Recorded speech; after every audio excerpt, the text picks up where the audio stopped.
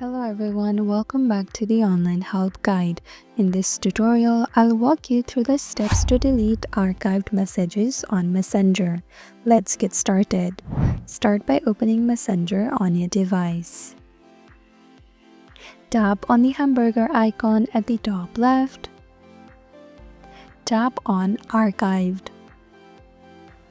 Here you will find all your archived messages. To delete it, simply tap and hold on your profile. Then tap on Delete. Tap on Delete again to confirm. And that is how to delete archived messages on Messenger. Thank you for watching Online Help Guide.